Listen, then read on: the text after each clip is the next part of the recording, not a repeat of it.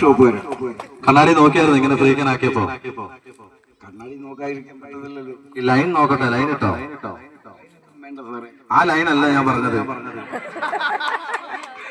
Okay, എന്തായാലും ഈ അച്ഛന് നിറഞ്ഞൊരു കൈയടി കൊടുത്തോണ്ട് തന്റെ മോള് അത് ആദ്യമായിട്ടൊരു ഉടുപ്പ് പാല് കാച്ചിന് കൊണ്ടുവന്നിരിക്കുകയാണ്. മക്കളുടെ പേര് പറഞ്ഞേടാ. സാരംഗയ്ക്ക് ഒരു നല്ലൊരു കൈയടി കൊടുക്കോ. അപ്പൂപ്പന്റെ വീട് കട്ടിൽ കൊടുത്ത മോളാണോ? മോളാണോ കട്ടിൽ കൊടുത്തേ? ചോദിക്കട്ടെ, ഇങ്ങ് വന്നേ. സാരംഗി എന്താണ് ഈ കട്ടിൽ കൊടുക്കാൻ ഉദ്ദേശം? അപ്പൂപ്പൻ എന്താ കൊടുത്തേ? അത് എന്തുകൊണ്ടാ കൊടുക്കാൻ ഉദ്ദേശം? എന്തുകൊണ്ടാ? വീഡിയോ കണ്ടോ? ഒന്ന് പറഞ്ഞേ, എങ്ങനെയാണ് ആ വീഡിയോ കണ്ടപ്പോ എന്ത് തോന്നി മോക്ക്? കഷ്ടം. അവക്ക് ഈ ഒരു പ്രായത്തിൽ എനിക്ക് തോന്നുന്നു 4-5 വയസ്സ് കാണും, അല്ലെങ്കിൽ 6 വയസ്സ് മാക്സിമം കാണും. ഈ 6 വയസ്സിൽ ഒരു സങ്കടം തോന്നുന്ന ആള് ഒരു 18 വയസ്സാകുമ്പോ എന്തായാലും ഒരു വീട് ഒരാൾക്ക് വെച്ചു കൊടുക്കാനുള്ള കാര്യം കാണും.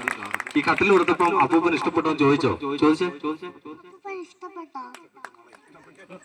അല്ലെങ്കിൽ ഒരു കാര്യം ചെയ്യ്, മക്കളെ ഒരു സ്നേഹത്തോടെ അപ്പൂവിന്റെ ഒരു ഉമ്മ കൊടുത്തോണ്ടേ നമുക്ക് താക്കോൽ അപ്പൂവിന് കൊടുക്കും. ഒരു ഉമ്മ കൊടുത്തേ, നല്ലൊരു ഉമ്മ കൊടുത്തേ. അതാണ് ഓക്കെ.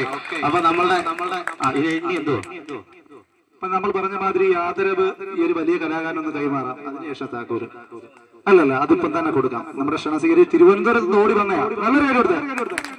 അപ്പൊ ഞാൻ ഒരു കാര്യം പറഞ്ഞോട്ടെ, ഞാനത് നിരസിക്കുകയല്ല. ആദ്യം താക്കോല്, പിന്നെ ഞാൻ ആദരവ് ഏറ്റുവാങ്ങും. ലാസ്റ്റ് വാങ്ങിച്ചോളാം പോകുന്നതിന് മുന്നേ. അതാണ് വേണ്ടത്.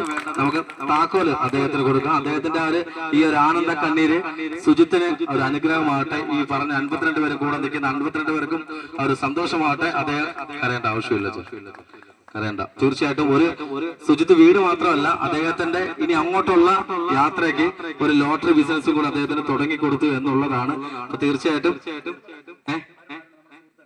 അരുൺ ചേട്ടനാണല്ലേ?